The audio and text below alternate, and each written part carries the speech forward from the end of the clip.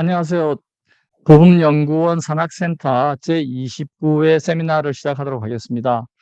저는 사회를 맡고 있는 김헌수 교수이고요. 오늘 주제는 보험산업 사업구조 개편 활성화 방안에 대해서 임준 연구위원님께서 발표해 주실 것이고요. 오늘 토론은 코리안리의 문성훈 사장님, 동국대학교의 민세진 교수님, 김현장의 오창영 위원님, 오늘 율촌의 신기선 변호사님은 약간 건강상의 이유로 오늘 참석이 좀 어렵게 되었습니다. 이 주제는 지금 뭐 작년, 재작년 이렇게 해서 이제 보험 산업이 전반적으로 어느 정도 이제 고성장의 턴이 뭐 훨씬 지났지만 지금 이제 사업 구조 조정이 필요하다라는 공감대는 어느 정도 있는 것 같아요. 근데 이제 한국 보험 산업의 특성상 진입 규제 나중에 말씀해 주시겠지만 진입 규제가 엄격하고 그에 대한 대출 규제 또는 대출 제도 구조 조정 방안은 조금은 아주 완비되지 않은 듯한 그런 느낌을 받습니다. 오늘 30분 정도 임준 박사님 발표해 주시고 끝나고 나면 우리 토론자분들에게 오늘 시간 한 15분 1인 정도 해서 토론을 하시고 임준 박사님 코멘트 저희들이 받고 혹시 줌에서 질문 있으신 분은 질문 받도록 하겠습니다. 자, 바로 임준 박사님에게 마이크 넘겨드리겠습니다. 예, 안녕하십니까. 보험연구원 임준입니다. 발표 자료 내용을 설명드리기 전에 먼저 명시적으로 드러나 있지 않는 연구 배경에 대해 말씀드리고 시작하도록 하겠습니다. 이 연구는 국내 보험산업의 구조적 문제 두 가지에서 출발했습니다. 하나는 과거에 판매했던 고금리 확정형 보험 상품이고, 다른 하나는 과거에 판매했던 실손 의료보험 상품입니다. 두 사업 모두 보험 산업에 부담을 주고 있고, 이들 사업을 어떻게 처리하느냐가 보험 산업의 수익성, 건전성, 효율성 제고의 주요 관건이 되고 있습니다. 비록 이 연구가 이러한 문제에 대해 명확한 답을 주진 못했지만, 이러한 배경을 알고 계시면 향후 이 연구가 어떤 방향으로 갈지에 대한 방향성을 잡는 데 도움이 될 것으로 생각합니다. 그럼 이제부터 발표 자료에 대해 설명드리도록 하겠습니다.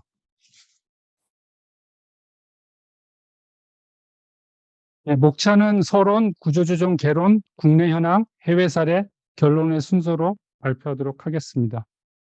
먼저 서론의 연구 배경 및 목적입니다.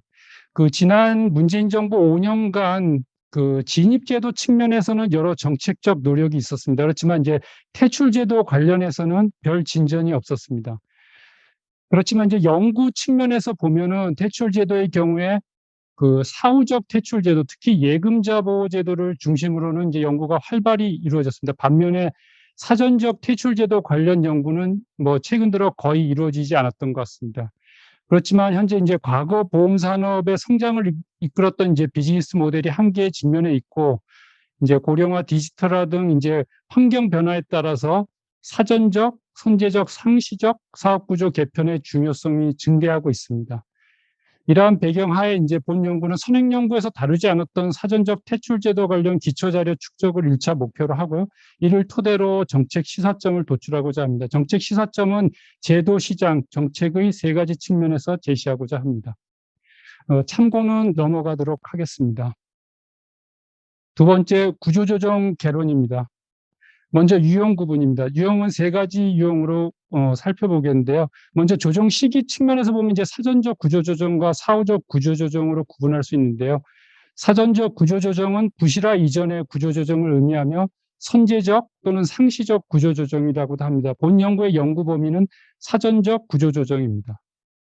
두 번째는 이제 사업을 확정하는 경우에 이제 구조조정과 축소하는 경우에 구조조정으로 나눌 수 있는데, 본 연구의 범위는 이제 세퇴하는 사업의 이제 축소형 구조조정이고, 그 수단으로는 재보험, 계약 이전, 기업 분할 이제 세 가지가 있을 수 있습니다. 이 가운데 이제 본 연구에서는 법적 책임을 분리할 수 있는 계약 이전과 기업 분할에 초점을 맞췄습니다.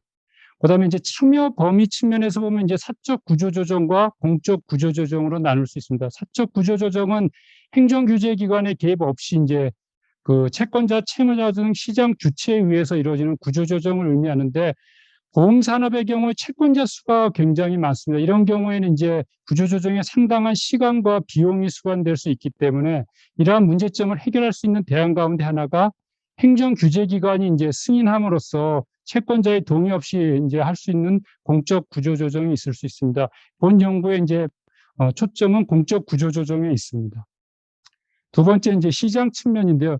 그 구조조정 시장의 매각 대상은 이제 기업 전체가 될 수도 있고 일부 사업이나 자산 부채가 될 수도 있습니다.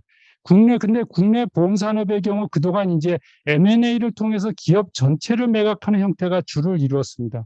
반면에 은행권의 경우에는 이제 일부 자산의 매각과 관련된 이제 구조조정 시장이 형성되어 있는데 이제 대표적인 예가 부실채권 시장입니다. 그리고 이 시장에서 전문적으로 좀 수요를 해주는 자산관리 전문 회사가 있고 대표적인 회사가 이제 한국자산관리공사입니다.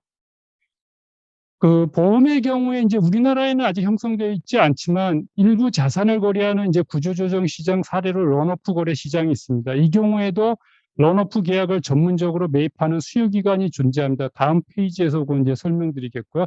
그래서 지금 시장 기반과 관련해서는 우리나라의 경우에 이제 이슈가 될 수 있는 게 과연 고금리 계약을 매입할 회사가 있을까? 그다음에 런오프 전문 보험회사가 시장에서 자생적으로 생겨날 수 있을까? 이런 이제 이슈들을 제기해 볼 수 있습니다. 그 다음 참고 슬라이드에는 유럽의 10대 생명보험회사 런오프 전문보험회사가 있는데 그 빨간 박스에 이제 표시되어 있는 4개 회사는 뒤에 이제 사례에서 나오는 회사들입니다. 다음은 지원 정책입니다. 그 지원 정책은 크게 5가지 유형으로 구분할 수 있습니다. 규제 완화, 재정 지원, 금융 지원, 세제 지원, 인력 지원. 그러니까 제조업의 경우에는 이 5가지 유형의 지원 정책이 어떻게 보면 다 해당될 수 있다고 볼 수 있는데 그 금융이나 보험산업 같은 경우에 제가 볼 때 규제 완화하고 4번째 세제 지원 정도가 해당되지 않을까 이렇게 생각됩니다. 그래서 본 연구에서는 세제 지원에 한정해서 이제 지원 정책에 대해 다루고자 합니다. 그 세제 지원 같은 경우는 주로 이제 과세 이연의 형태로 주어지고 있는데 우리나라 법인세법에서는 이제 조직 재편을 자산의 양도로 보고 있고 자산의 양도는 이제 손익 실현의 계기가 되기 때문에 원칙적으로는 이제 조직 재편 시점에서 과세가 이루어지는 것이 원칙입니다. 그러나 이제 예외적으로 특정 요건을 충족할 경우 과세 시기를 미뤄주고 있습니다. 다음은 국내 현황입니다. 먼저 법제 현황부터 살펴보도록 하겠습니다. 계약 이전인데요. 계약 이전은 2개 법에 있습니다. 하나는 보험업법에 있고 하나는 이제 금산법에 있는데 보험업법에 있는 걸 이제 임의 이전이라고 보통 이제 말하는데 금융위원회 인가 사항이며 포괄 이전하도록 되어 있습니다. 그리고 이의를 제기한 보험계약자가 10분의 1을 초과하는 경우에는 보험계약 이전을 하지 못하도록 되어 있습니다. 금산법에 있는 강제 이전의 경우에는 그 적기 시정 조치의 그 기준에 미달하거나 미달하게 될 것이 명백하다고 판단되는 때에는 금융위원회가 보험계약의 이전을 명령할 수 있습니다. 그리고 이러한 명령을 이행하지 않을 경우 금융위원회가 계약 이전을 결정할 수 있습니다. 이 경우 이제 계약의 범위, 조건 등은 이제 금융위원회가 결정하게 됩니다. 이 임의 이전하고 강제 이전의 차이는 크게 2가지 측면에서 볼 수 있는데 첫 번째는 임의 이전은 포괄 이전만 가능하지만 강제 이전은 일부 이전도 가능하고 둘째 임의 이전의 경우에는 보험계약 이전의 공고 및 이의제출 절차 등이 존재하지만 강제 이전의 경우에는 이러한 절차 없이 금융위원회의 결정에 의해 계약 이전이 이루어집니다. 다음은 기업 분할입니다. 기업 분할의 경우에 보험업법에는 지금 기업 분할과 관련된 명문의 규정은 없는 것 같습니다. 그러니까 그렇기 때문에 아마 상법을 따라서 해야 될 것 같고요. 반면에 은행법이나 자본시장법의 경우에는 지금 그 금융위원회 인가나 승인을 받아서 하도록 되어 있고 그 시행령에는 그런 이제 심사 기준들이 적혀 있습니다. 다음은 세제 현황입니다. 그 본 연구에서는 구조조정 지원 정책의 하나로 세제를 다루고 있기 때문에 계약 이전 및 기업 분할 관련 세제의 모든 내용을 상술하는 대신에 과세 특례 중심으로 소개하도록 하겠습니다. 먼저 계약 이전의 경우에는 이제 조특법에 보면은 지금 금산법의 강제 이전 관련해서 과세 특례 조항이 존재합니다. 그래서 인수금융기관이 부실금융기관으로부터 자산가액을 초과하는 부채를 이전받는 경우 순부채액을 법인세 계산 시 송금에 산입할 수 있도록 이렇게 하고 있습니다. 그다음에 이제 기업 분할의 경우에는 인적 분할과 물적 분할 모두 일적 요건을 충족할 경우 과세 이연 형태의 과세 특례가 주어지고 있습니다. 그렇지만 다 이제 회계 처리 방식에 있어서는 차이를 보는데 인적 분할은 장부가액 승계 방식을 적용하는 데 반해서 물적 분할은 압축 기장 방식을 적용하고 있습니다. 인적 분할과 물적 분할의 어떤 차이는 넘어가도록 하겠습니다. 다음은 해외 사례입니다. 먼저 영국 사례입니다. 먼저 제도부터 살펴보도록 하겠습니다. 영국의 보험사업 이전 제도는 금융 서비스 및 시장법의 파트 7에 근거하고 있어서 파트 7 트랜스퍼라고도 불립니다. 근데 제가 법에서 찾아봤을 때는 비즈니스가 뭘 의미하는지 정확하게 조항을 찾을 수가 없었는데 영국의 과세관청인 HMRC의 파트 7 트랜스퍼 회계 처리 매뉴얼을 봤을 때는 이게 우리의 보험업법의 140조에 있는 계약보다는 좀 더 포괄적인 것으로 판단이 돼서 계약 이전 대신 이제 사업 이전으로 번역했고요. 그 내용 관련해서는 다음 슬라이드에서 설명드리도록 하겠습니다. 그리고 영국의 사업 이전 제도는 이제 4층 구조의 보험계약자 보호장치를 두고 있습니다. 첫 번째 1층 단계에서는 제3의 전문가가 사업 이전이 보험계약자에게 미치는 영향을 분석해서 보고서를 제출하도록 되어 있습니다. 두 번째는 규제당국은 제3의 전문가가 적절한지 중립성을 가지고 있는지 판단하고 그다음에 사업 이전의 적절성에 대한 검토 의견서를 작성한 후 법원 공청회에 참석하여 의견을 제시하도록 되어 있습니다. 그다음에 세 번째, 보험계약자는 법원 공청회에 참석해서 사업 이전에 대한 의견을 제시할 수 있습니다. 그리고 마지막 네 번째, 법원의 승인이 있어야 합니다. 참고해 보시면은 파트 7 트랜스퍼 회계 처리가 있는데 이제 IFRS 기준으로 볼 때 맨 위쪽에 왼쪽에는 이전하는 회사 같은 경우에는 그냥 흔합니다. 그러니까 이전 대가와 순자산의 차액을 그냥 손익 인식하도록 되어 있는데 이전 받는 회사인 경우에는 이게 이제 사업 결합인지를 보니까 사업 결합은 회계적인 용어인데 그냥 쉽게 생각하면 M&A 생각하시면 되고 그러니까 계약이 넘어갈 때 M&A를 통해서 넘어갈 수도 있고 그냥 계약만 넘어갈 수도 있고 그러니까 이제 인력이라든지 언더라이팅 시스템, 클레임 시스템 이런 게 다 넘어가는 경우는 이제 사업 결합이 되겠고 계약만 넘어가는 경우에는 이제 사업 결합에 해당하지 않는데 저 두 개를 다 포함하고 있다는 거는 어떻게 보면은 영국의 파트 7 트랜스퍼 이 경우에는 우리나라 보험업법의 계약 이전 영업양도 합병 이런 것들을 다 포함하는 조항이 아닌가 이런 생각이 듭니다.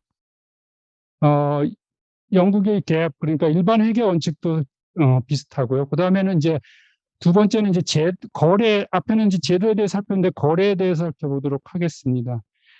제도 도입 이후에 2021년까지 지금 한 총 300건 이상의 사업 이전이 있었고요. 2010년부터 2021년까지는 189건의 사업 이전이 있었습니다. 거래 동기는 2016년에 지금 솔벤시 2가 도입됐는데 그 이전까지는 주로 이제 솔벤시 2 대응이 주요 동기였고 2010년 이후에는 이제 브렉시트가 주요 동기였습니다. 이외에도 이제 런오프 계약의 처리, 운영 효율성 및 자본 효율성 제고 등이 이제 거래 동기였습니다. 그다음에 이제 하나 사례를 볼 텐데요. 프루덴셜하고 라스터스의 라이프 사례입니다. 이 사례가 이제 세간에 많은 관심을 받았던 이유는 제3의 전문가와 규제 당국이 이게 문제가 없다고 이렇게 판단했는데 첫 번째 신청에서 이제 고등법원으로부터 승인을 받지 못했습니다. 그 이후에 이제 두 회사가 항소법원에 이의를 제기했고 항소법원에서 이제 번복함으로써 이제 두 번째 신청에서 이제 고등법원으로부터 승인을 받았습니다. 근데 이게 시장 전문가들이 예측하기 만약에 여기서 항소법원에서 패소했다면 아마 영국의 이제 사업 이전 시장은 상당히 위축되었을 거로 이렇게 이제 시장 관계자들은 예측했습니다. 첫 번째 신청에서 고등법원에서 승인을 거부했던 주요 논거는 두 가지였는데 첫 번째는 지급 여력 비율 계산에 있어서 이제 매칭 조정의 적용에 관한 거였습니다. 그러니까 매칭 조정 할인율과 관련된 건데 이제 기업 보험회사 부채를 평가할 때 할인율은 원칙적으로 이제 위험 이자율 쓰게 돼 있거든요. 그렇게 되면 이제 되게 부채의 가치가 커지게 되는데 어떤 일정 조건을 만족하면 이제 위험률보다 좀 높은 걸 쓸 수 있기 때문에 이제 부채 가치가 떨어지게 있거든요. 그래서 매칭 조정을 할 경우에는 라스트 라이프의 지급 여력 비율이 204%지만 하지 않는 경우는 이제 17%로 떨어져서 이 사용하는 경우랑 안 하는 경우는 이제 지급 여력 비율이 너무 크다. 그러니까 이게 문제가 있는 거 아니냐. 이게 이제 법원의 판단이었고요. 두 번째는 약간 주관적 요소인데 일부 보험계약자가 라스트 라이프가 프루덴셜에 비해서 업력도 작고 규모도 작고 유사시의 모그룹의 도움을 받기 어렵기 때문에 나는 이전에 반대한다 이렇게 했는데 그 항소법원에서는 매칭 조정을 사용하고 안 하고 그 매칭 조정의 적절성에 대해서는 이게 법원에서 판단할 문제는 아니다. 그건 이제 그냥 받아들이고 해야 된다. 그다음에 두 번째 주관적 요소를 판단의 근거로 삼아서는 안 된다는 그런 이제 논거에 따라서 이제 첫 고등법원의 이제 판결을 뒤집었습니다. 다음은 이제 미국 사례로 넘어가도록 하겠습니다. 미국은 영국에 비해서 조금 이제 상대적으로 늦어졌고요. 그래서 2018년에 오클라호마주에서 그리고 2021년에서 아칸소주에서 도입했습니다. 이 이전에도 이제 로드아일랜드하고 버몬트주에서도 먼저 도입했는데 이건 진정한 의미에서 이제 영국 형태의 사업 이전이라고는 보기 어렵습니다. 왜냐하면 이제 적용 대상이나 보험 계약자 동의 여부 등에 있어서 다소 제한적이었습니다. 그다음에 이제 기업 분할의 경우에는 6개 주에서만 이제 보험 산업에 적용되는 이제 기업 분할 제도가 도입되었고요. 이 경우에 이제 규제 당국의 승인을 받으면 보험 계약자 동의 없더라도 기업 분할이 가능합니다. 그다음에 이제 거래 사례 같은 경우에 2021년까지 사업 이전 거래는 저 두 건이라는 거는 저 이제 제도 영국 형태의 그 제도에 의한 계약 이전이 2건이라는 거고 아마 다른 계약법에 의한 노베이션에 의한 이제 계약 이전 사례 이런 것들은 그 전에도 아마 있었을 겁니다. 그다음에 그런 것들이 다 이제 2건이 모두 오클라호마 주에서 이루어졌고요. 최초의 사업 이전은 2020년에 완료됐는데 그 외부 회사한테 넘긴 건 아니고 계열사 간에 이루어졌고 대상은 이제 근로자 재해 보장 책임 보험이었습니다. 두 번째는 이제 2021년에 완료됐는데 대상은 재보험이었고 계열 관계가 아닌 법인 간 사업 이전으로는 최초 사례. 그래서 미국 같은 경우에는 앞으로 더 이제 모니터링 하면서 우리가 참고할 사례가 아닌가 그렇게 생각이 됩니다. 다음은 이제 장기요양보험 구조조 우리나라에서 지금 실손이 되게 지금 문제가 되고 있다 그러면은 미국에서는 지금 장기요양보험의 구조조정 사례가 어떻게 보면 규제 당국의 가장 우선순위에 있습니다. 그래서 한번 보는 게 어떤가 싶어서 조금 이제 포함시켰고요. 미국의 장기요양보험 같은 경우에 1970년대 이후부터 판매하기 시작해서 2000년 초 정점을 기록했는데 이후 이제 급속히 감소했습니다. 그래서 판매가 감소한 이유는 수익성이 악화되면서 대다수의 보험회사가 시장에서 철수했기 때문입니다. 2002년에 102개이던 장기요양 보험회사 수가 2012년에 이제 12개로 감소했는데요. 그 원인은 이제 상품 개발을 처음 만들 때 조금 이제 리스크 관리를 잘못했습니다. 그래서 지금 이자율과 해지율 감소하고 사망률 개선되고 이제 질병률이 악화되면서 이제 수익성이 악화되는데 수익성이 악화되니까 보험회사는 또 어떻게 했냐면 보험료를 인상하고 언더라이팅하고 보험금 지급 기준을 강화하니까 이게 소비자의 신뢰를 잃게 되면서 시장이 이제 더욱 위축하게 되었습니다. 그래서 이제 나중에 그러니까 시장이 너무 위축되다 보니까 주정부하고 연방정부 차원에서 이제 활성화 대책을 이제 방안을 마련하기 시작했는데요. 주정부 차원에서는 이제 NAIC하고 같이 했고 연방정부 차원에서는 보건복지부, 재무부, 국세청 등이 이제 같이 했습니다. 근데 주정부 차원에서는 이제 NAIC하고 하기 때문에 주로 어떻게 보면 이제 보험회사의 건전성하고 조금 관련된 그러니까 보험 요율이라든지 그다음에 그 솔벤시 모니터링 이런 쪽에 주로 초점을 맞췄고요. 그다음에 연방정부 같은 경우는 이제 그 소비자의 수용성을 높이기 위한 이런 이제 방안들에 초점을 맞춰서 주로 이제 이루어졌습니다. 그다음에 이제 그 NAIC 구조조정 작업반에서는 이제 그 장기요양보험 관련해서 이제 구조조정 이슈를 논의했는데 지금 앞에서 그 사전적 구조조정 제도로 계약 이전 제도나 이제 기업 분할 제도를 일부 주에서 도입하고 있는데 아직까지는 그 규제 당국자들은 장기 요양보험 사업의 구조조정에 대해서 계약 이전 제도나 기업 분할 제도를 사용하는 것에 대해서 조금 부정적 입장을 피력하고 있습니다. 왜냐하면 이제 그 적정 준비금하고 자본금 산출에 조금 어려움이 있다. 그렇지만 약간은 지금 오픈하고 있는 게 니네가 조금 더 이게 뭐 혁신적인가 아니면 저런 문제점을 조금 보완할 수 있는 걸 가져오면은 해주겠다. 약간 지금은 약간 그런 입장인 것 같습니다. 그래서 지금 이 계약 이전이나 기업 분할 제도가 안 되고 있는 상황 하에서 그러면은 이게 미국의 그 적자를 보고 있는 장기 요양 보험 회사들은 지금 어떻게 구조 조정을 하고 있는가 몇 개 회사를 살펴봤는데요. 크게 세 가지 유형으로 나눠봤습니다. 부실화 이전 단계에 있는 회사, 그다음에 이제 갱생 단계에 있는 회사, 그다음에 이제 청산 단계에 있는 회사. 그래서 먼저 부실화 이전의 단계에 있는 회사로는 장기 요양보험 시장 1위 사업자 이제 제너스 그룹 같은 경우에 두 가지 방향에서 지금 이제 구조 조정을 진행하고 있습니다. 첫 번째는 기존 계약 같은 경우에는 보험료를 인상하는 거고, 그다음에 신규 상품은 이제 매년 갱신이 가능한 그런 상품들을 개발하고 있습니다. 그래서 기존 계약 같은 경우에 그 각 주마다 보험료 인상을 신청해서 만약에 그게 거절되면 그 주에서는 지금 다 이제 철수하는, 판매를 중단하는 그런 조치들을 내리고 있습니다. 두 번째, 이제 갱생 단계에 있는 보험회사 같은 경우에는 중간 규모 사업자 이제 시니어 헬스 인슈런스 컴퍼니 오브 펜실베니아인데 2003년에 이제 신규 판매를 중단했고요. 2019년에 이제 자본 확충 방안을 마련하지 못해서 이제 주보험감독청이 갱생 절차 개시를 법원에 신청했습니다. 세 번째는 이제 청산 단계에 있는 보험회사인데요. 펜트리티 사례가 되고 2008년에 신규 판매 중단했고 2009년에 갱생 절차에 돌입했습니다.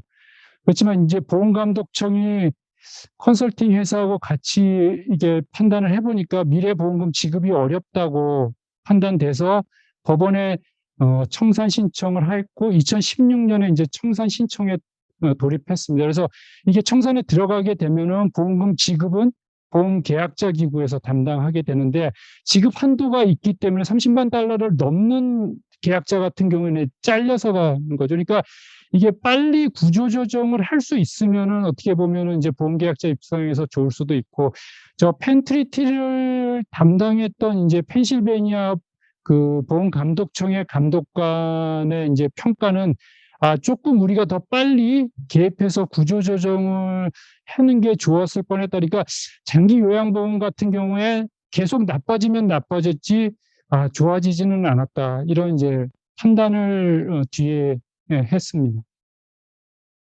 NAIC 구조조정 백서는 넘어가도록 하겠습니다. 네, 다음은 독일 사례입니다. 독일 사례는 저희가 이제 시장 측면에 초점을 맞췄고요. 왜냐하면 이제 법제도 관련해서는 2020년에 이제 김석영 박사하고 이소영 씨가 잔존계약 거래화 시사점에 이제 돼 있고 저희가 그 이상으로 뭘 하지는 못했기 때문에 이제 시장 측면에만 주로 이 보고서에는 담았고요.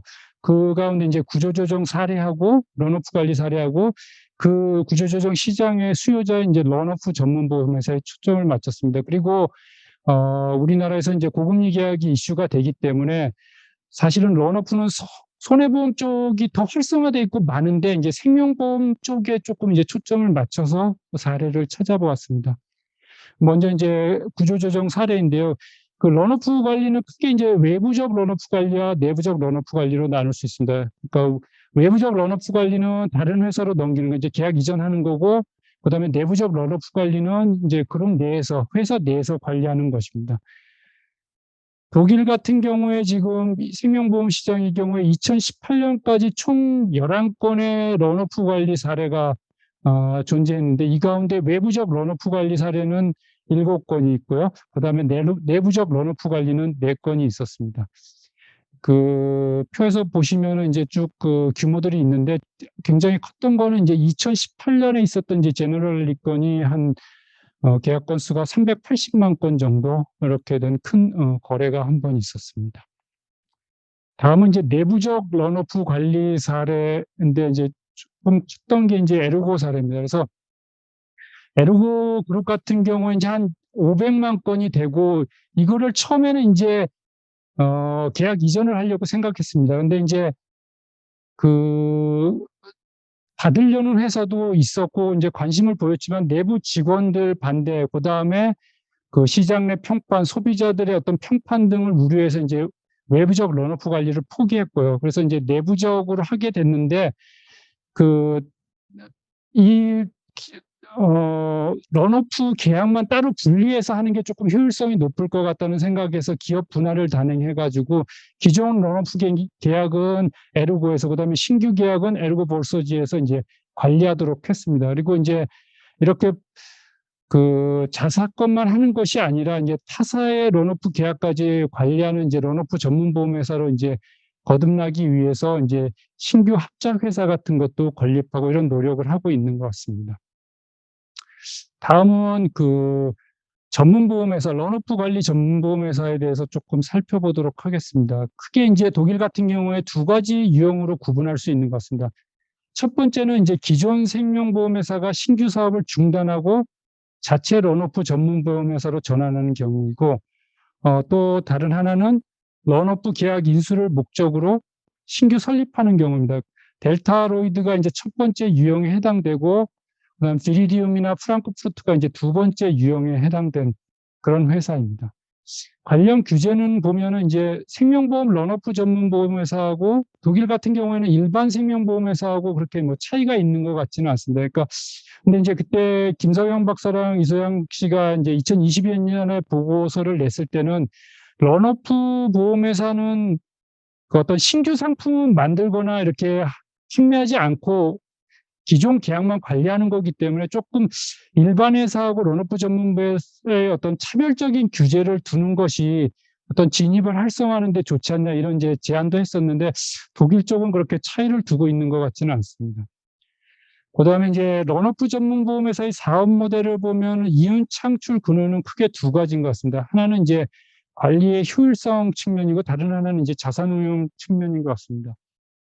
그 관리 효율성 측면에서 보면 일반 보험회사들이 이제 개별적으로 런오프 계약을 관리하는 것보다는 런오프 전문회사가 모아가지고 하면 이제 규모의 경제 측면에서 조금 비용을 절감할 수 있는 것 같고요. 근데 이제 핵심은 IT 시스템인 것 같습니다. 그래서 대개 런오프 전문 보험회사 같은 경우에 IT 시스템을 얼마나 이제 고도화된 걸 가지고 있느냐가 이제 그게 큰 것 같고요. 미국도 그러니까 뭐 계약 이전을 안 하더라도 런오프 관리 회사를 이렇게 전문적으로 관리하는 회사들은 있는 것 같습니다. 두 번째는 이제 자산운용 측면에서 이제 경쟁 우위를 그러니까 뭐 일반 보험회사가 자산운용회사 수익률을 한 4% 내는데 런오프는 뭐 한 5% 낸다 그러면은 제가 볼 때 뭐 경쟁 우위를 갖는 것 같습니다. 그래서 런오프 전문회사 같은 경우에 제가 찾아보면은 다 찾아본 건 아니기 때문에 전수조사랑은 아니기 때문에 뭐 확신은 없지만 일부는 보면 되게 이제 프라이빗 에퀴티 사모펀드의 자회사인 경우들이 꽤 있는 것 같습니다.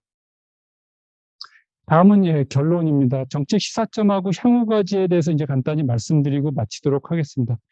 첫 번째 이제 정책 시사점 같은 경우에 이제 법률 제도 시장 기반 이제 지원 정책 세 가지로 구분해서 제시했는데 법률 제도인 경우에 이거는 뭐 제 보고서의 컨트리뷰션은 아니고요. 보험업법 제140조 이제 우리나라 이제 포괄 이전하도록 되어 있는데 이 규제를 이제 폐지하. 이거는 2012년에 이경 박사님이 보고서 쓸 때 벌써 이제 제안을 했던 거고요. 일본의 경우에는 2013년에 이제 폐지를 했고, 영국, 미국, 독일의 경우에도 이제 계약 이전 시 포괄 이전을 규제하는 조항은 없습니다. 지금 조항이 조금 지금도 우리나라 상황에서 조금 더 적절할 수 있는 거는 지금 이제 141 라이센스 유연화 정책이 이제 추진되고 있거든요. 그러니까 지금은 생명보험회사하고 보험회사 라이센스 하나만 줬는데 그룹 내에 생명보험회사도 2개, 3개 이제 할 수 있도록 지금 완화하고 있는 것입니다. 근데 그래서 예를 들어 뭐 생명보험회사를 2개 만들어서 하나는 온라인 채널 전문, 하나는 이제 설계사 채널 전문으로 가져간다 그러면 기존의 회사에서 온라인 채널과 관련된 거를 이제 그룹 내 이제 다른 회사로 옮긴다 그러면 사실은 포괄 이전 규제가 있다 그러면은 지금은 안 되는 상황이거든요. 같은 사망보험이라 그럴 때 온라인 채널을 통해서 판 거랑 설계사를 통해서 판 거가 포괄 이전 규제가 있으면 안 되는데 이제 그걸 완화하게 되면 할 수 있기 때문에 조금 이제 그룹의 조직을 다양하게 가져갈 수 있는 장점이 있고, 그다음에 법률 제도 관련해서 이제 두 번째 제안 사항은 지금 보험계약자의 동의 없이 규제당국의 승인만으로 보험회사의 분할이 가능하도록 하는 제도를 이제 보험업법에 도입하는 방안을 조금 검토할 필요가 있죠.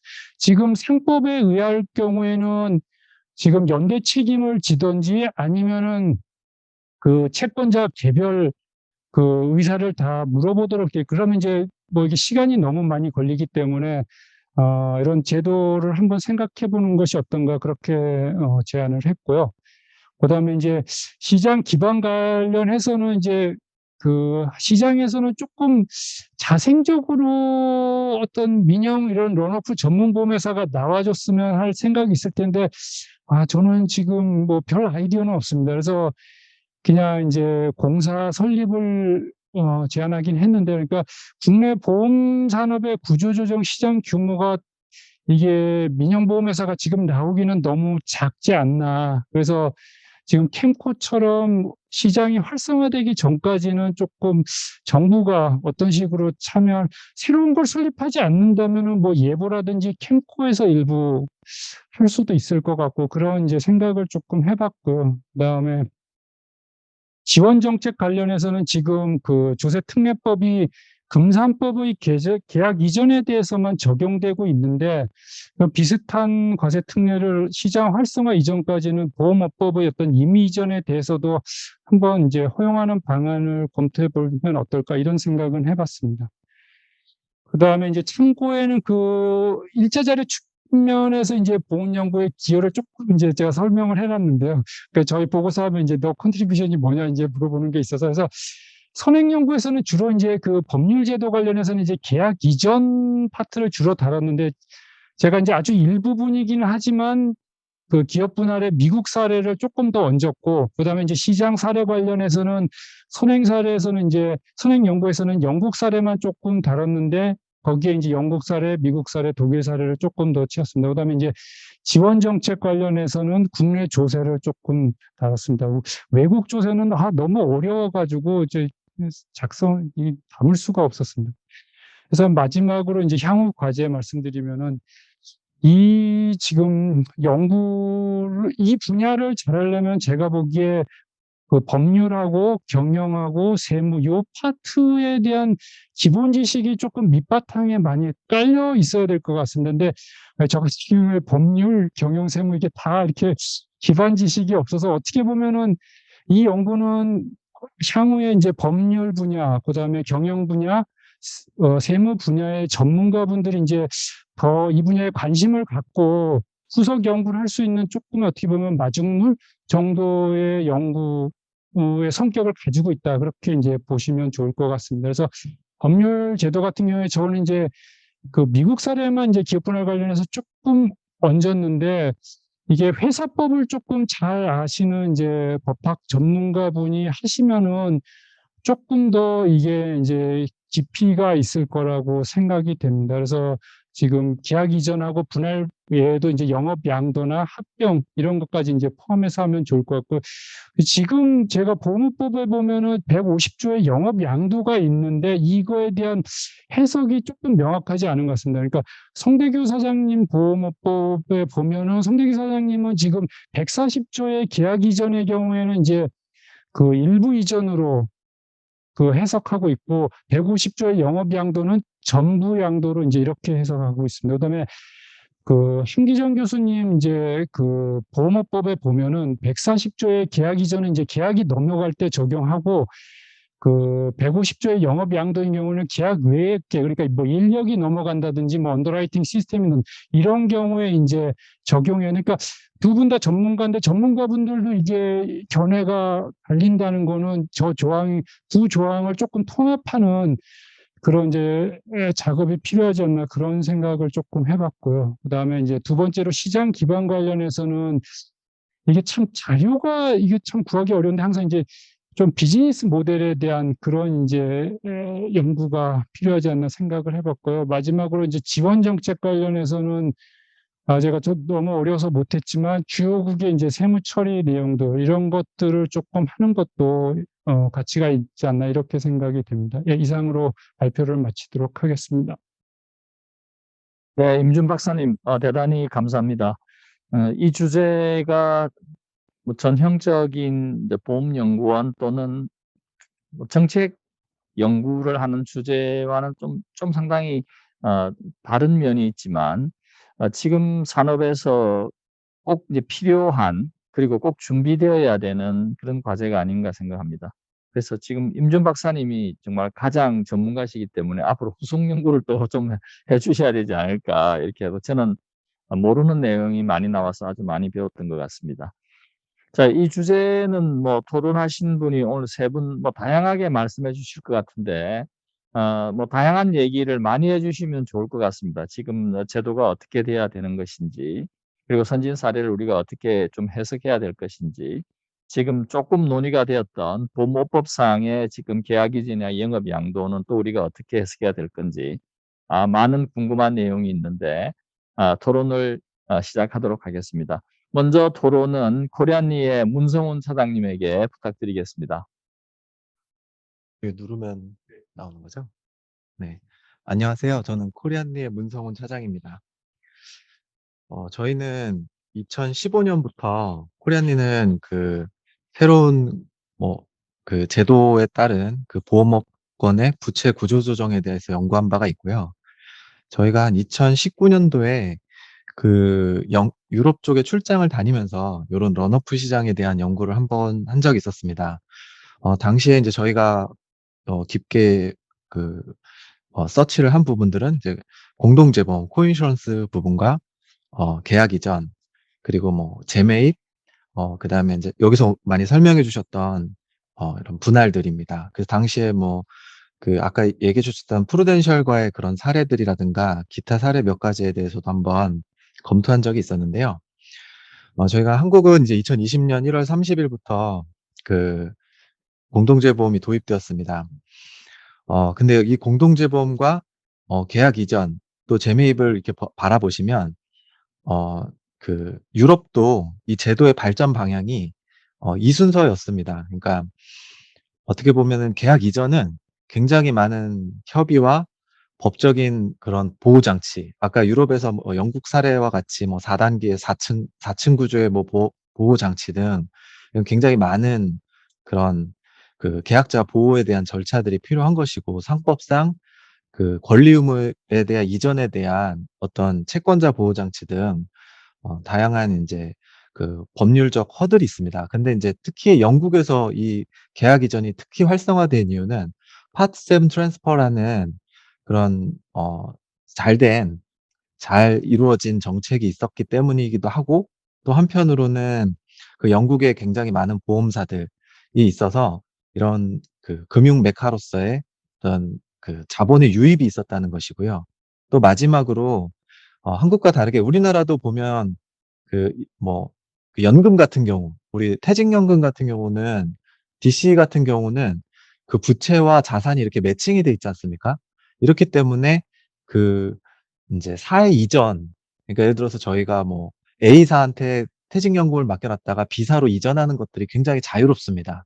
근데 보험은 그게 굉장히 어려운 이유가 부채와 자산의 매칭이 굉장히 어 이제 전사 단위로 돼 있기 때문입니다. 그래서 아마 보험업법에서도 부채 그 산출 기초가 같은 계약은 포괄 이전해야 된다는 게 어떤 이제 계약자별 간의 어떤 차등 이전이 있었을 때, 부분 이전이 있었을 때 어떤 계약자 보호에 문제점이 있었기 때문이기도 한데요. 그러니까 저희가 아직 이런 연구들이 많이 이루어져 있지 않고 제도들이 일단 이런 이전을 뒷받침하지 않는 상태로 수십 년이 왔기 때문에 아마 이게 굉장히 단기간에는 굉장히 어려운 문제라고 저는 생각을 했고요. 아마 아까 임준 박사님 말씀처럼 그런 세법이라든가 다양한 분야에 있어서 지원이 가능해야 됩니다. 근데 한편으로는 저는 공동재보험이나 계약 이전도 하나의 부채 구조조정 수단이면은 분명하지만 어, 사실은 근본적인 문제가 있습니다. 그러니까 보험업권에 대해서 지금 자본이 부족하다는 게 문제인데, 거기다가 이렇게 수단을 한두 개 더 준다고 해서 자본이 더 들어올 것이냐라는 문제인데요. 예를 들어 계약 이전을 예를 들면 A라는 보험사에서 B라는 보험사로 부채를 이전하는 것이지, 그 산업 전체에 자본이 더 들어올 수 있는 요인을 만들어주는 것이 아닙니다. 물론 이제 이게 굉장히 프로피터블해지고 계약 이전으로 인해서 어떤 이익이 발생한다면 그 보험업권 외에서 자본이 들어올 요인이 생기겠지만 이 자체만으로는 어 그런 자본이 들어올 만한 요인을 만들기가 쉽지가 않습니다.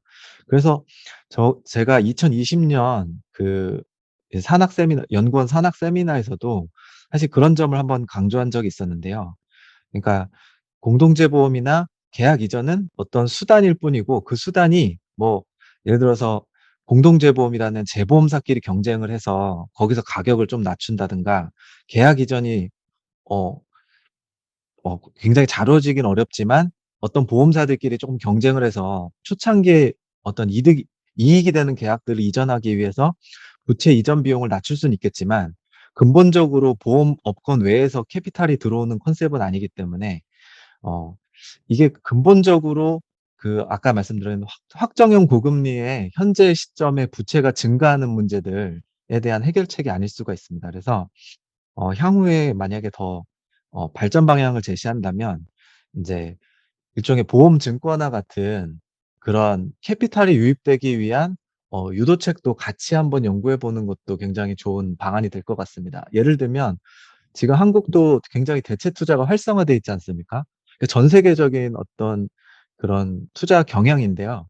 어 아까 말씀하셨던 은행권에서 자산관리공사 AMC 같은 것들을 통해서 부실 채권들을 유동화하는 부분들이 보험업권에서는 이제 부채를 유동화하는, 그러니까 은행이 자산을 유동한다면 이제 보험은 부채를 유동화하는 정책이 있습니다. 그래서 그런 것들과 이 계약 이전 공동재보험이 결부가 된다면 보다 어떤 보험업권의 그 상시 리스트럭처링을 비용 절감을 동시에 하면서 지원할 수 있는 방안이 아닐까, 저는 이렇게 생각하고요. 요 부분에 대해서는 조금 더 시간이 필요하기 때문에 제가 이 시간에서 더 많은 얘기를 하는 거는 시간상 맞지 않을 것 같아서 이만 줄이겠습니다. 네, 감사합니다. 지금 이제 말씀해 주신 내용은 오늘 우리가 임준 박사님이 페이퍼로 발표해 주신 지금 사업 구조 조정이라든지 뭐 이런 계약 이전 이런 거와는 또 다른 지금 뭐 공동 재보험 그다음에 구체 구조 조정 이렇게를 통해서 어떻게 하면 보험권에 자금이 더 들어올 수 있을까, 또 새로운 또 주제를 주셔서 또 연구해 볼 아주 중요한 화두인 것 같습니다. 자, 두 번째로 우리 민세진 동국대학교 교수님에게 토론 듣도록 하겠습니다. 네, 초대해 주셔서 감사합니다. 저는 오늘 발표를 이제 은행권의 문제하고 계속 이렇게 대비시켜 가면서 들었는데요. 사실 이제 임준 박사님 말씀하실 때도 캄코 그러니까 그 부실채권 유동화에 관한 언급도 하셨었고, 그래서 이제 좀 대비해서 듣기 좋은 주제라고 생각하고 들었습니다. 근데 사실 굉장히 좀 근본적으로 차이가 있는 부분이 뭐냐면, 부실 채권을 유동화하는 경우에 있어서는 이 자산이잖아요. 그래서 사실 약간 헐값에 팔면 팔 수가 있습니다. 그죠? 그러니까 결국은 사는 쪽에서도 이게 돈이 된다고 생각하기 때문에 흔쾌히 사는 거고, 그것 때문에 물론 그러니까 정부의 공사로 시작을 했지만 한 5년 정도 후에는 유암코가 들어와서, 은행이 연합해서 만든 유암코가 들어와서 어떻게 보면 상당히 이제 민간 영역으로도 이 사업이 돌아가는 시장이 형성이 되었거든요.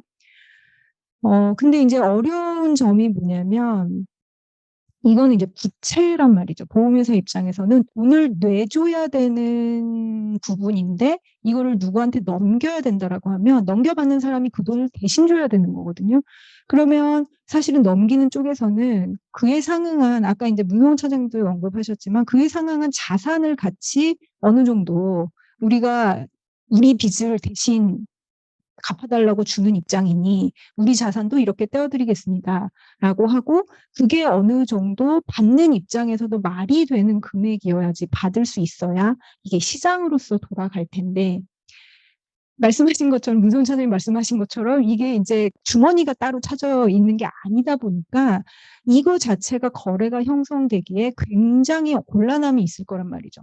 제시하는 입장에서는 합당한 조건으로 제시했다 하더라도 받는 입장에서 이게 합당한지를 검증해야 되는 과정조차도 굉장히 오래 걸릴 것이고, 사실 우리가 긴 금융의 발달 역사를 보면 표준화라고 하는 것을 넘으면서 시장이 폭발적으로 성장하는 것을 굉장히 몇 차례에 걸쳐서 관찰을 했는데, 사실 이제 부실채권 시장 같은 경우는 상당히 이제 표준화가 되었고, 근데 그거의 2차, 3차 시장까지도 상당히 표준화가 된 것에 비해서 이 시장이, 이 부채를 넘기는 시장이 시장으로서 자리 잡게 되려면 굉장히 지난한 시간이 걸리겠다라고 하는 일단 생각이 듭니다. 그래서 굉장히 다양한 부분에 고민이 되지만 사실 이 문제는 굉장히 심각한 것이 아까 임준 박사님도 말씀하셨지만 지금 모든 생보나 성보나 모든 사업 영역이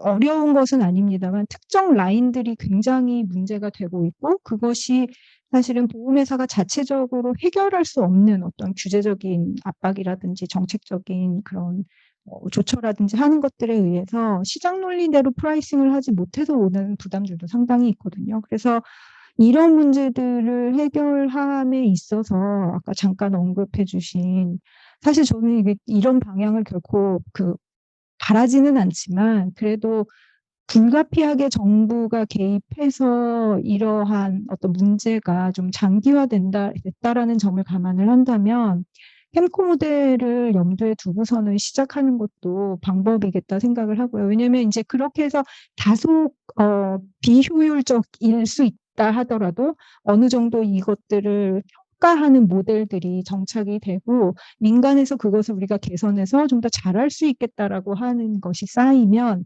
어느 정도는 시장이 발전해 나갈 수 있는 방향이 제시되지 않을까 생각합니다. 그리고 또 한 가지 이제 또 은행권보다 어려울 수 있겠다라고 생각되는 점은 뭐냐면 이제 그 부실채권의 경우는 은행이 채권자거든요. 그리고 넘기는 쪽도 기관들이란 말이죠. 넘겨받는 쪽들도. 그래서 전문가 대 전문가로서 거래가 될 수 있는 것에 반해서 보험의 부채 같은 경우는 상대방이 우리 같은 보험 소비자들이란 말이죠. 그러니까 사실 은행의 부실채권이 넘어가는 데 있어서는 설득해야 되는 이해관계자가 사실상 그렇게 많지 않습니다. 그리고 그들이 다 전문가들이죠. 근데 보험 부채 같은 경우는 그걸 넘길 때 과연 보험의 소비자들이, 계약자들이 이걸 받아들일 수 있을 것이냐. 그 수많은 이해관계를 가진 정말 수많은 보험계약자들이 이 딜을 혹시라도 우리에게 손해가 가지 않을까라고 하는 우려가 있을 것이기 때문에 그래서 정책당국도 훨씬 더 신중할 수밖에 없고 굉장히 지리하게 갈 수밖에 없는 거죠. 뭐 하나를 바꾸려고 해도. 그래서 그런 면에서 은행의 그런 부실채권에 관한 사례가 참고할 만한 면들은 상당히 있지만, 보험권에 적용하는 데 있어서 굉장히 또 복잡다기한 문제가 엮여 있다라고 하는 생각이 들고요. 그럼에도 불구하고 지금 상태로는 사실은 그냥 일부 소형, 중소형 보험회사들이 정말로 문제가 생겨서 예보가 개입하고 그래서 진짜로 마치 2010년대 초반에 저축은행들이 시중은행들에게 희한하게 넘어가지 않았습니까? 이렇게 등 때밀다시피 이렇게 인수하게 된 사례처럼 만약에 대형 보험사들한테 불리함을 감수하고서라도 인수시키는 사례가 발생하지 않도록 하려면 이 문제를 적시에 제도 개선을 하고 조금씩이라도 프랙티스를 해가면서 풀어나가야 되는 문제가 아닌가라는 생각이 듭니다. 그런 면에서 정말 선례도 적고 자료도 부족한데 임준 박사님 너무 고생하신 것 같고요. 이렇게 하나하나 차곡차곡 이게 말씀하신 것처럼 엮여있는 분야가 많아가지고 근데 제가 또 한 가지 또 생각이 은행 사례랑 엮여갖고 생각났던 부분은 뭐냐면 이렇게 해서 부채든 자산이든 같이 넘어가는 데 있어서 분명히 지급 여력을 개선하는 데 있어서 크게 임팩트가 있을 것인데 은행 같은 경우에 그것을 이제 기업 분할을 하는 경우 결국 한 소유권 아래에 있다. 예를 들어서 뭐 같은 지주회사 아래에 있다라고 하면은 그거를 결국은 그 연결재무제표 상에서 지급 여력을 계산하는 데 있어서 넘겨준, 우리는 부실 채권을 좀 떼어냈다고 생각하는데 결국 지주회사 차원에서는 전혀 그렇지 않은 그런 문제가 발생해서 결국은 유암코 같은 것들이 만들어졌기 때문에 그런 것도 좀 미리 염두를 해두고, 그러니까 이게 지금 너무 여러 영역이 엮여 있어서 윤준 박사님도 그런 점을 곤란하다라고 지적을 하셨습니다만, 그럼에도 불구하고 좀 많은 전문가들이 붙어서 이 문제를 좀 종합적으로 볼 필요가 있고, 그 시기가 상당히 무르익었다. 어떤 면에서 되게 외롭게 하셨지만 지금은 이제 정말 필요에 의해서 꼭 하셔야 되는 일이 됐다라고 말씀을 드리고 싶습니다. 네, 이상입니다. 네, 민세진 교수님 감사합니다. 앞에서 우리 임준 박사님이 조금 언급했지만 뭐 아주 세부적으로 은행과 비교해서 지금 이제 보험 산업이 전반적으로 안고 있는 뭐 크게 뭐 고금리 산업 또는 고금리 시장하고 그다음 실손보험 시장 두 개가 사실상 어떻게 하면 해결할 건가가 이제 지금 문 앞에 지금 떨어진 불 같은데요. 그런데 이게 조금 빨리 할 수 있는 방안이라고 말씀하신 거는 이제 또 문성 우리 차장님께서 또 하나 아이디어를 또 주셨고, 그리고 제도적으로 어떻게 정착할 거냐는 임준 박사님이 말씀하시고 또는 이제 연관된 수많은 규제들, 보험업법과 관련된 것뿐만 아니라 이런 것들이 전부 그렇게 녹록지 않다. 전부 부채 구조조정, 부채 유동화 이런 것들이 참 어려운 과제인 것이라는 것을 다시 한번 민세진 교수님께서 아주 자세히 아주 예를 들어서 설명해 주셨습니다. 자, 다음은 김현장의 오창영 전문위원님께서 또 오랜 뭐 이런 보험 분야 전문 분야이시니까 아주 좋은 말씀 부탁드리겠습니다. 네, 안녕하세요. 김인장 법률사무소의 오창영 위원입니다. 지금까지 진행, 민 교수, 임준 박사님이 우리 국내에 없는 사회 현상을 가지고 대상으로 논문을 쓰시느라 아마 많은 어려움이 있으셨을 것 같습니다. 근데 뭐 국내 제도나 세제나 여러 가지 다양한 분야로 선행 연구가 없었던 영역에 대해서 뭐 잘 정리해 주셔가지고 아까 말씀 주시기를 뭐 이 마중물로서의 역할을 하기를 기대하신다고 했는데 충분히 마중물로서의 역할을 할 수 있을 연구라고 판단이 듭니다. 이 말씀 주신 대로 지금 우리 국내에는 사전적 구조조정 제도라는 게 법률적으로 허용돼 있지 않습니다. 보험업법을 보시면 이 계약 이전 제도가 있는데 이 계약 이전 제도가 보험업법 8장에 해산과 청산 부분에 있습니다. 그래서 지금 그동안 보험계약 이전 제도는 부실보험회사를 문을 닫을 때 기존의 보험계약을 우량보험회사로 이전하는 용도로만 활용이 됐었고요. 이 살아있는 건전한 보험회사가 자기가 보유한 계약의 일부를 다른 보험회사로 넘기는 것은 지금 허용되지도 않았었고 그런 거를 전제로 법률이 만들어져 있지도 않습니다. 그래서 아까 말씀 주신 보험 기초서류가 동일한 보험계약의 전부를 포괄해서 이전한다라는 거에 대한 해석도 기초서류가 동일한 거를 어떻게 볼 거냐에 따라서 부분 이전도 불가능하진 않습니다. 성대규 저자 쓰신 보험업법에서도 아마 그렇게 생각을 하셔서 기초서류가 동일하다는 걸 연금보험으로 해서 이 상품 종류의 분류로 볼지 아니면 연금보험 안에 A 상품으로 볼지 B 상품으로 볼지 해석에 따라서는 부분 이전도 얼마든지 가능은 합니다. 근데 감독당국의 기본적인 입장이 과거 보면 아까도 말씀드렸듯이 해산과 청산절에 있기 때문에 해산을 전제로 해야만 계약 이전이 가능하다라는 입장을 보였습니다. 그래서 당연히 이 임준 박사님이 정리해 주신 우리나라의 실전적 구조조정 제도가 마련되기 위해서는 보험업법 개정이 반드시 필요하고요. 중간에 말씀 주신 런오프 전문 보험회사의 등장을 위해서도 당연히 업법상으로 이 런오프만 전담하는 보험회사가 갖추어야 될 뭐 인력이라든지 설비라든지 이런 걸 완화할 필요가 있기 때문에 보험업법상에 당연히 개정이 필요합니다. 이런 제도를 도입을 위해선.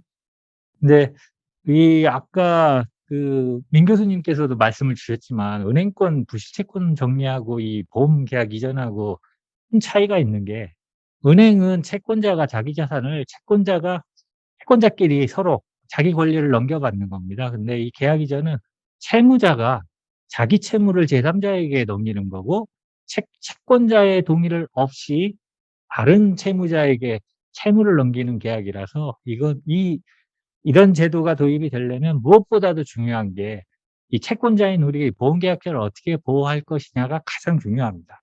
근데 지금 임 박사님께서 주신 외국 사례를 보면 약간 제3자 전문가를 통해서 계약 이전에 대해서 적절성을 이제 심사한다라고 했는데, 사실 이 페이퍼만 봐 가지고는 그 적절성이라는 게 과연 채무자끼리, 그러니까 보험사, 계약 이전을 받는 보험회사와 넘기는 보험회사 간의 적절성인 건지, 아니면 이 소비자의 권리와 관련된 적절성인지는 정확히는 모르겠습니다. 근데 당연히 그냥 건전한 회사끼리의 계약 이전이라고 하면 사실은 이게 보험 계약 이전을 하더라도 보험 계약의 내용이 바뀌진 않을 거거든요. 그래서 원래는 건전한 회사끼리의 이전이라면 사실 보험 소비자가 관여할 이유는 없습니다. 우량회사 A에서 우량회사 B로 넘어간다라는 것에 대해서 소비자가 이의 제기를 할 이유는 전혀 없기 때문에 네. 지금 이런 박사님 전체 페이퍼에서 이 계약 이전을 수전적 구조 조정을 이제 정의하실 때 부실사의 계약 이전인가, 아니면 우량 회사인데 자기들 필요에 의해서 포트폴리오 조정이라든지, 아니면 자기들이 주력화하는 어떤 보험 시장을 더 잘하기 위해서 약한 부분을 다른 회사에, 그것도 넘어가는 회사는 그 약한 부분, A 회사에서 약한 부분이지만 B 회사에서는 자기가 강점이 있기 때문에 그 계약을 받아갈 거니까요.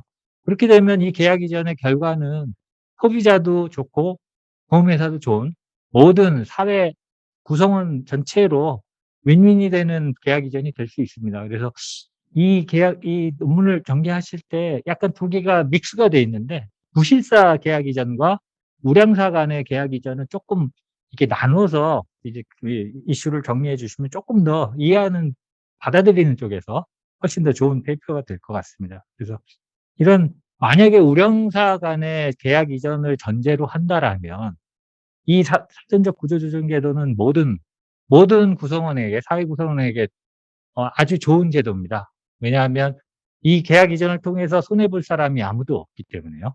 그래서 당연히 개별 보험회사의 경쟁력도 올라갈 거고, 우리 보험산업의 경쟁력도 다 당연히 올라갈 수 있는 방향으로 아주 좋은 결과가 나올 수 있을 거라서, 일단 우량 회사끼리의 사전적 구조조정 제도는 반드시 우리 사회에 필요한 영역이라고 생각이 됩니다. 그래서 임 박사님의 연구로 이런 제도가 우리나라에 도입될 수 있는 여건이 마련될 수 있으면 매우 좋을 것 같습니다. 그리고 이 사전적 구조조정 제도 도입에 있어서 아까도 말씀드렸지만 소비자 보호라는 측면을 조금 더 이제 면밀하게 연구를 해야 되는데, 당연히 지금 이 페이퍼에서 다룰 부분은 아닐 거라고 생각합니다. 다음에 임 박사님 외 우리 보험연구원 다른 연구자분들이 아마 소비자 보호제도 쪽은 더 연구를 해주실 걸로 생각은 듭니다.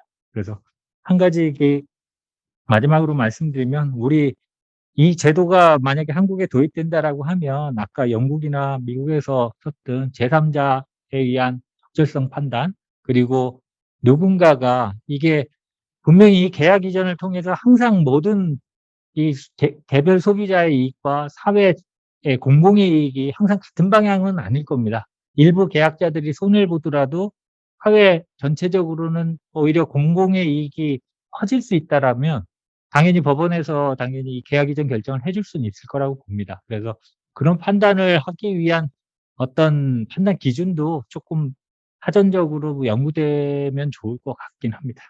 그래서 뭐 좋은 주제를 던져주신 임 박사님께 감사드립니다. 오늘 초대해 주셔서 새로운 걸 듣게 돼서 매우 좋았습니다. 감사합니다.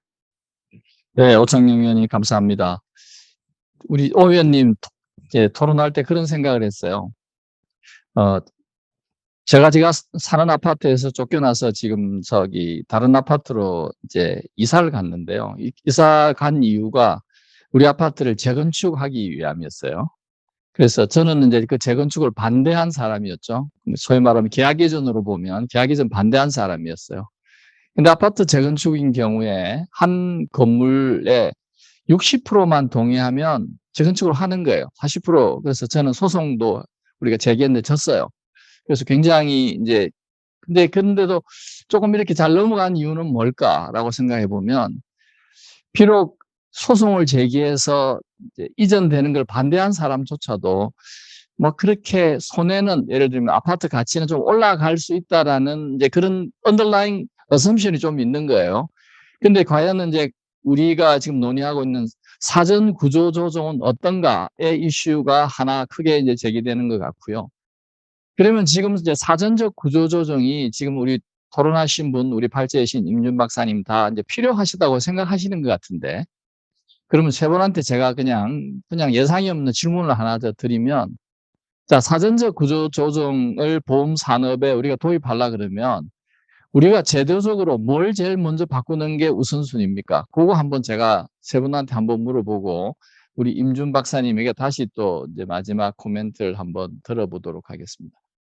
우리가 보기에 사전적 구조조정이라는 이 제도를 어떤 방식으로든 우리 보험 산업이 도움이 돼야 될 것 같은데, 지금 이제 많이 논의되고 있는 이슈 중에 하나가 한 번 들어오면 일종의 비즈니스가 락인이 되어버리잖아요. 그죠? 그래서, 이제 부채를 이제 감당해야 된다는 이유가 있기 때문에. 그리고 이제 그것이 우리나라 보험업법 만들어질 때 하나의 사실은 기본적인 가정 비슷했는데, 지금 제도나 환경이 너무나 막 바뀌었는데, 그러면 우리가 꼭 이 제도는 정말 당연히 바꿔야 된다. 그래서 제일 많이 머리로 동의해 주신 우리 문성훈 차장님에게 먼저 묻고 그다음 민세진 교수님, 오창영 위원님 이렇게 다시 한번 문의하겠습니다. 예. 예. 제가 생각한 리스트럭처링, 한국의 보험 산업의 사전적인 구조 조정을 위해서 가장 필요한 것은 뭐냐면, 시장성을 확보해야 됩니다. 그러니까 부채의 시장성을 확보해야 되는데, 시장성을 확보하기 위해서는, 그러니까 지금 계약자 동의까지 아까 말씀하신 것처럼 그 부채를 이전했다라는 사실이 뭐 이게 보험사의 이익이냐 아니면 계약자의 이익이냐, 어쨌든 그게 주주의 이익이냐, 뭐 이런 여러 가지 케이스가 있을 수 있는데, 어쨌든 그런 어떤 이익 동인이 있어야지 트랜잭션이 일어날 겁니다. 그러니까 민간에서 이런 트랜잭션을 일으키려면 이익이라는 동인이 있어야 되고, 그럼 그게 이익을 판단하는 매저가 필요한데, 지금 저희가 한국이 이제 IFRS 17을 처음 도입하면서 자산과 부채의 시가평가가 더 제대로 이루어지게 될 건데요. 아무래도 그게 장부상 평가지 또 막투막 밸류는 아닌 거거든요. 시장 가치라는 것들이 어느 정도 형성이 돼야 됩니다.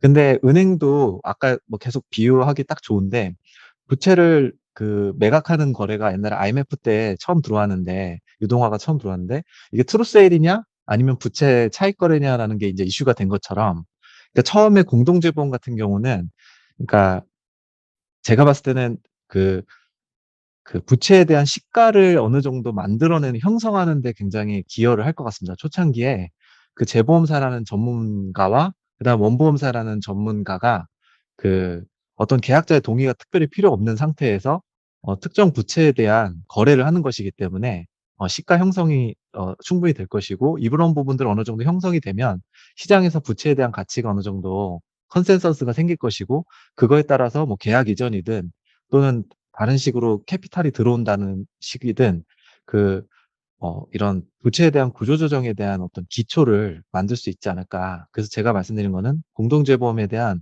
어떤 제도적인 어떤 활성화를 만들어주는 게 시작점이 될 것 같습니다.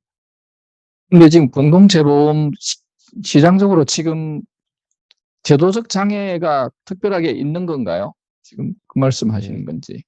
뭐 여기서 다 말씀드리긴 어려운데 예. 아직까지는 이 공동재보험에 대해서 제도가 아주 이렇게 구체적으로 들어온 게 아닙니다. 아, 예, 그러다 예. 보니까 미비된 부분들이 많고 한국은 음. 아직까지는 파지티브 규제지 네거티브 규제가 아니기 때문에 그렇죠. 예, 그 어떤 특정 사안에 대해서 각각의 다 해석이 지금 예. 필요합니다. 그렇기 때문에 이런 부분에 대해서 오히려 활성화를 좀 하시게 되면 그 다음 단계인 계약 이전으로 가는 데 있어서 사회적 공감대를 이끌어내는데 충분하게 기여를 할 수 있을 거라고 생각을 합니다. 여기 말씀하신 게 이제 부채의 시장성을 우리가 확보해야 되는데, 그러려 그러면 부채를 평가할 수 있어야 되고, 그 하나의 과정 중에 지금 말씀하신 이제 공동재범도 큰 역할을 할 수 있는데, 지금 대부분의 우리 뭐 금융, 특히 보험 쪽 규제가 모든 것이 파지티브 규제이니까 사실 지금 현재 어려움이 있을 거라 생각이 들었다, 이렇게 말씀드립니다. 윤세진 교수님. 네, 저도 뭐 질문 받고 잠깐 다행히 시간을 벌어주셔서 생각을 좀 해본 답이 있기는 합니다만, 일단 문선 차장님 말씀하신 내용으로 보면 사실 그 일일이 해석을 받아야 된다라는 부분이 엄청나게 걸림돌이기는 하더라고요. 실무하시는 분들 특히. 그래서 뭐 그 부분 저도 적극적으로 사실 그게 정말 금융 전반, 또 뭐 주가 전반일 수도 있겠지만 문제다라고 하는 지지 말씀을 하나 드리고 싶었고요. 그다음에 사실은 질문하실 때, 김원수 교수님 질문하실 때 답을 어느 정도 주신 것 같아요. 그 선지 중에 하나의 답이 있었어요.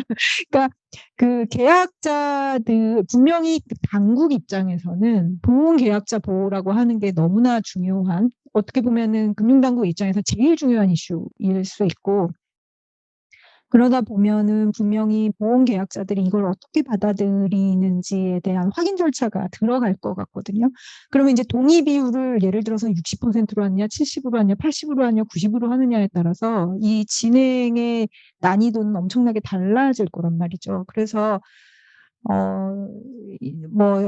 뭐 추측에는 만약에 한다 그러면 처음에는 세게 들어왔다가 시장이 안 돌아가니까 점점 낮추는 방향으로 가지 않을까라는 생각이 드는데, 이거는 사실 다른 기술적인 문제들은 당국의 의지가 있으면 만들긴 만들 거예요. 근데 이 부분은, 그러니까 이 보험계약자의 동의 허들을 어느 정도로 설정할 것이냐라는 거는 굉장히 정치적인 영역일 것이기 때문에, 뭐가 급하냐라고 말씀을 하신다면 그 부분에 대한 스탠스를 어떻게 잡느냐라고 하는 부분이 유효하지 않을까라는 생각이 듭니다.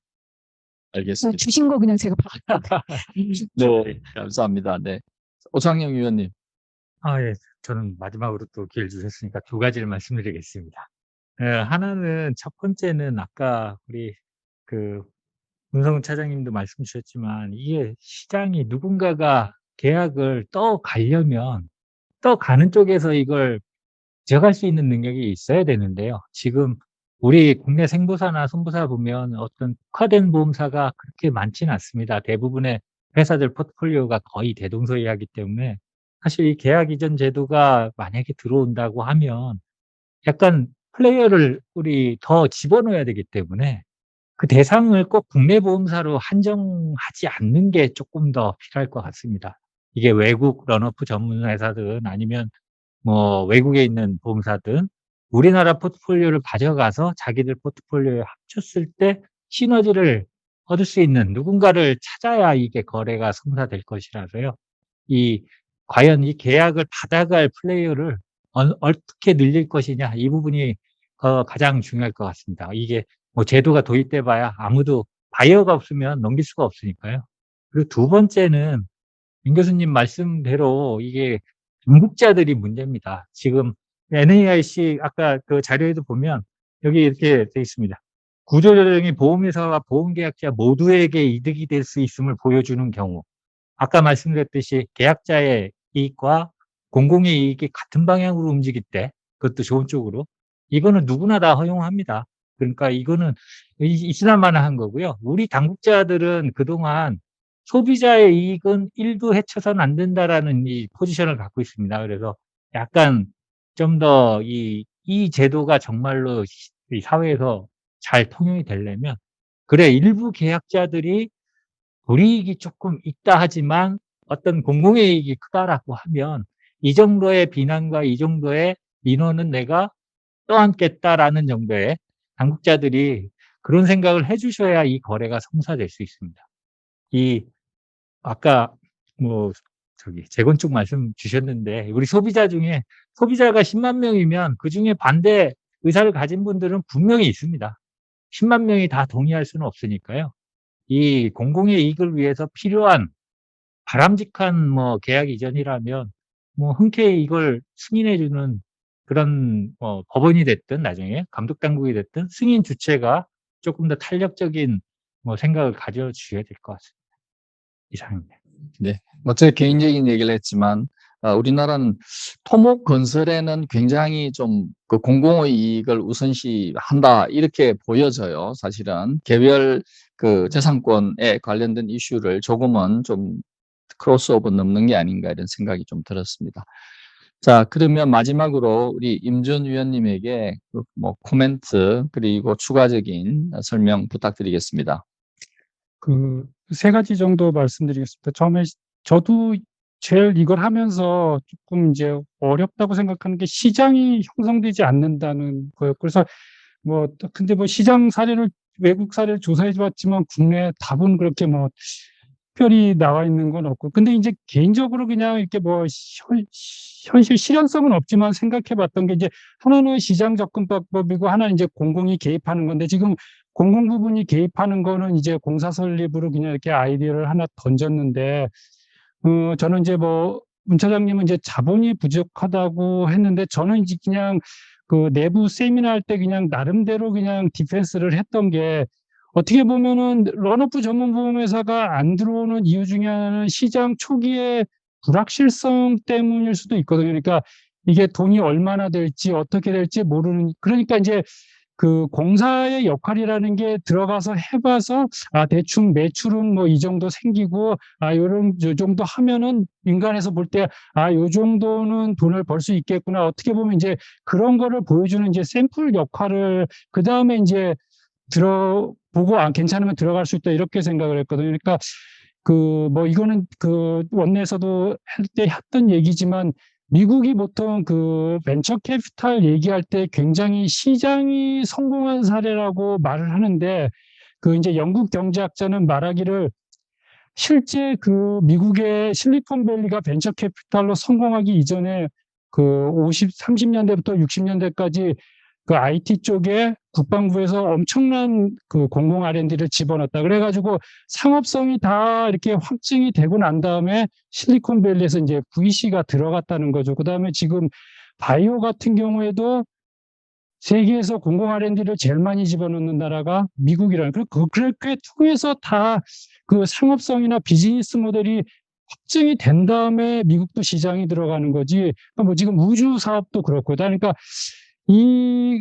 재본 같은 경우에도 우리나라 같은 경우에 사실은 공공이 처음 하다가 이제 민영화 된 거고, 자동차 보험도 그렇다고 이제 알고 있는데, 그러니까 어떻게 보면 지금 런오프 시장도 그 길을 가는 것도 이제 하나의 방법이라고 생각해요. 만약에 이제 시장 쪽으로 간다 그러면은, 제가 이제 재보험 발전 정책 방향이라는 보고서를 썼을 때, 우리나라 모델은 약간 이제 니치를 들어간다. 그러니까 글로벌로 봤을 때 니치인 분야를 들어간다. 그러니까 우리나라만 보면은 시장이 너무 작은데, 글로벌로 보면 어느 정도 규모의 경제가 나와서 시장이 되는. 그러니까 런오프 회사도 만약에 우리나라에서 런오프 전문 보험 회사가 나오려면 우리나라 시장을 대상으로 처음부터 비즈니스 모델이 만들어지면은 되게 힘들고, 글로벌을 대상으로 이게 만들어요.